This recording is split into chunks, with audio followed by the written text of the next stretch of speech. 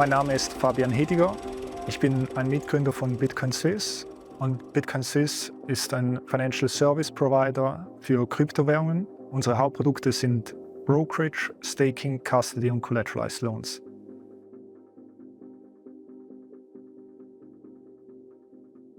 Ja, ich habe an der Universität St. Gallen studiert. Ich habe BWL studiert und in diesem Zeitrahmen habe ich mich mit Kryptowährungen auseinandergesetzt. Und da wollte ich in Kryptowährungen investieren. Und zu diesem Zeitpunkt gab es noch keine guten Möglichkeiten, da zu investieren. Es gab verschiedene Provider, zum Beispiel Mt. Gox in Japan oder Bitstamp in Slowenien. Und in diesem Zeitpunkt waren diese Provider einfach nicht sehr vertrauenswürdig und auch einen internationalen Banktransfer habe ich noch nie gemacht zu diesem Zeitpunkt und war mir ein bisschen suspekt. Und dann habe ich geschaut, wo ich lokal Kryptowährungen kaufen kann und habe Niklas kennengelernt und habe mit Cash von ihm Bitcoins gekauft und er hat es direkt auf mein Paper Wallet transferiert. Das war die beste Option zu diesem Zeitpunkt für mich, da es keinen Counterparty Risk involviert hat.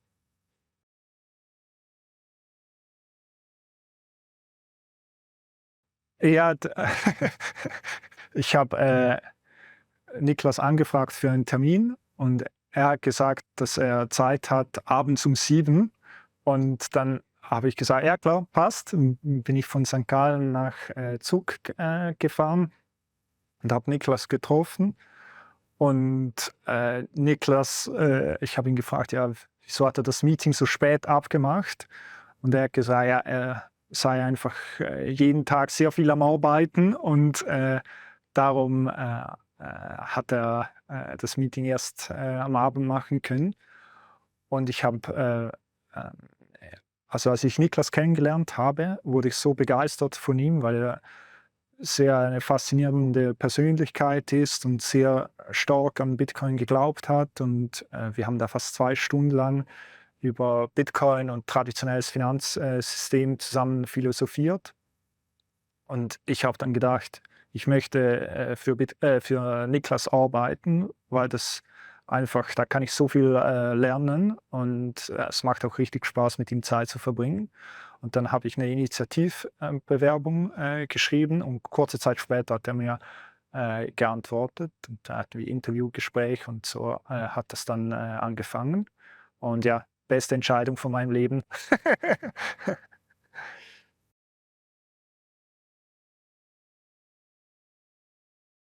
Ja, da gibt es viele Geschichten.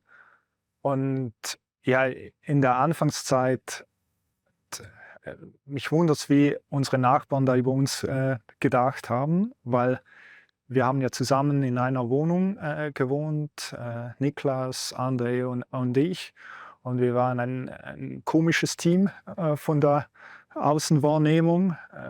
Niklas 35, ich 21, André 23, haben zusammen auf kleinstem Raum gewohnt und sind irgendwie jeden Morgen um 8 Uhr früh raus und erst abends spät nach der Arbeit wieder nach Hause gekommen, jeden Tag. Und das, ich denke noch oft darüber nach, was echt unsere Nachbarn gedacht haben, was die da machen.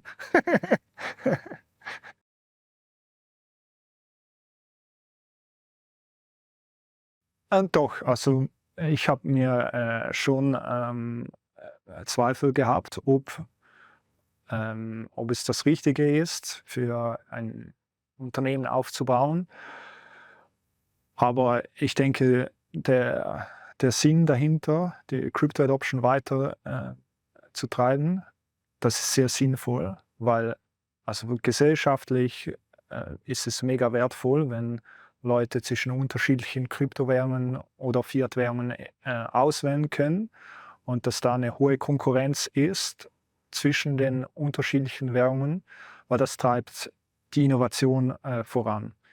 Und Kryptowährungen sind ein hyperkompetitives Umfeld und jede Kryptowährung muss neue Innovationen bringen, um relevant zu bleiben. Und das ist wirklich unglaublich. Also das Bitcoin White Paper wurde ja vor ein bisschen mehr als 15 Jahren veröffentlicht und das Bitcoin Software vor 15 Jahren und 10 Tagen oder so.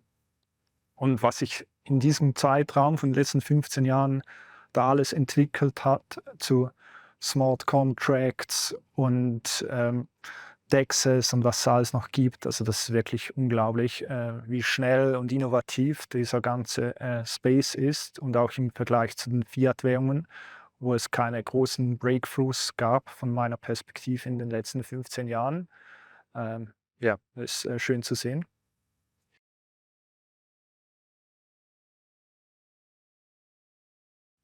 Ja, in der ersten Phase von Bitcoin Swiss, in 2013, hatten wir keine Probleme, ein Bankkonto zu eröffnen. Wir hatten in allen Schweizer Großbanken ein Bankkonto und wir konnten Zahlungen akzeptieren und wenn ein Kunde Krypto gegen Fiat gewechselt hat, das auch problemlos auszahlen.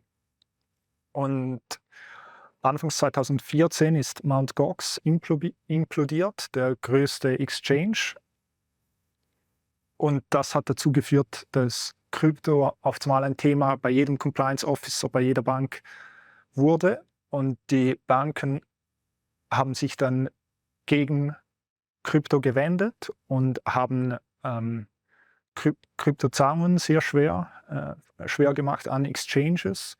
Und Bitcoin Swiss hat auch in diesem Verlauf hat dann alle Bankkonten verloren in der Schweiz. Also wir haben dann auf wöchentlicher Basis einen Brief bekommen, dass aus geschäftspolitischen Gründen die Bankbeziehung terminiert wurde. Und das wurde ja, geschäftsbedrohend für uns, weil in der Schweiz braucht man ein Bankkonto, um Business zu machen. Und ja, zum Glück haben wir dann nach langen Gesprächen wieder eine neue Bank gefunden.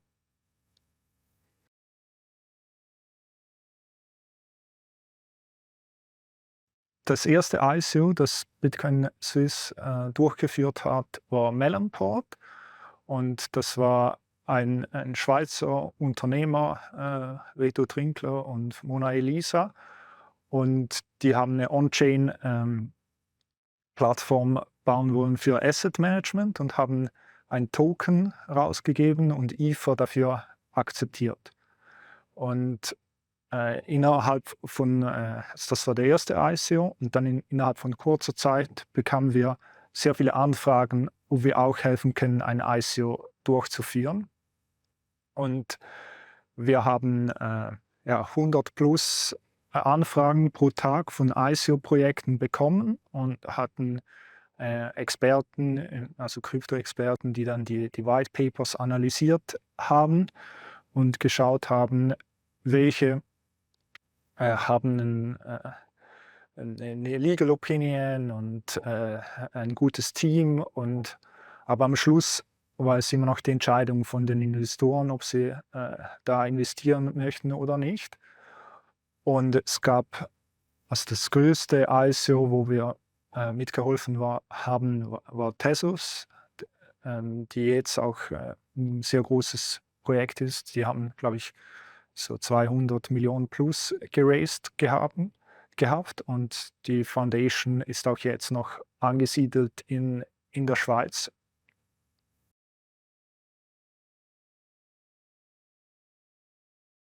Ja, definitiv.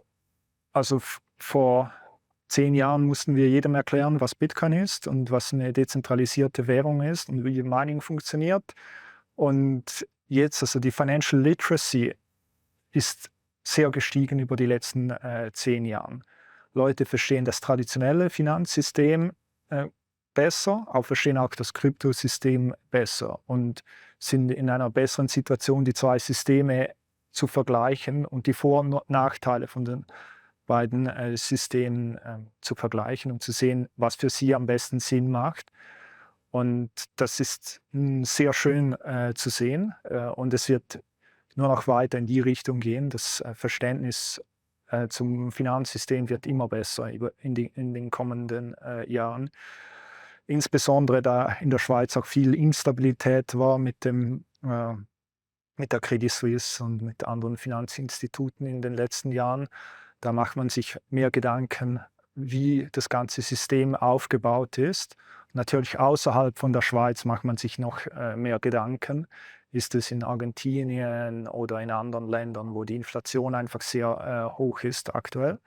Und da hat man mit Bitcoin, wo die Money Supply predictable ist, eine sehr gute Alternative als Store of Value.